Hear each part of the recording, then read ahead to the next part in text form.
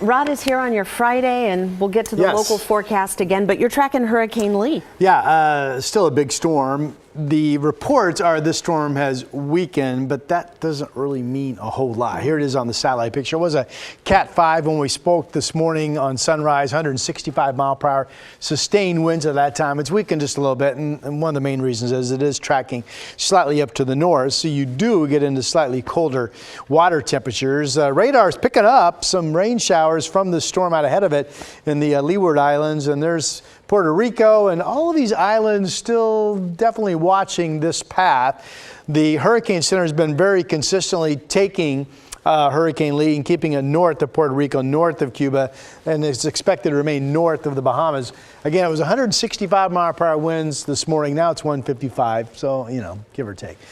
Not going to mean a whole lot. Category 4 storm, still a very, very large storm, and the track is still expected to curl this thing up nearing the U.S. mainland along the East Coast next week. So this is Friday, a week from today. Again, it's still out a ways.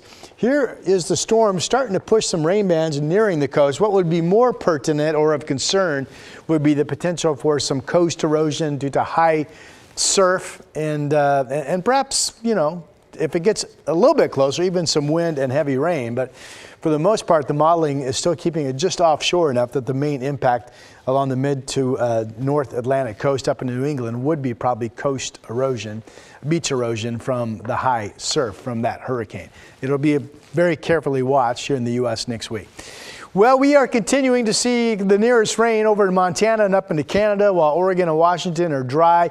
Pretty much any low cloudiness we had this morning is all gone. I can't find any clouds on any of our cameras at this point to speak of.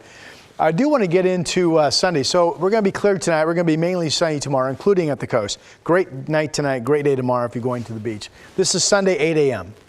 showing a little bit of cloudiness to start, but then increasing clouds during the day. It still looks like here in the valley will be partly cloudy, but if you're going to be at the beach on Sunday, models still show the possibility of just being an overcast day, not really looking for any precipitation until we get into Sunday night into Monday morning, and that would be some traceable moisture with the deepening marine layer.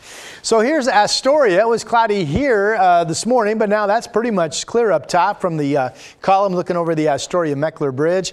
Out in the Dalles, the big story here from the Oregon Veterans Home, the lighter winds. You've had some noticeable breezes the last couple of days. Right now, northwest at 7.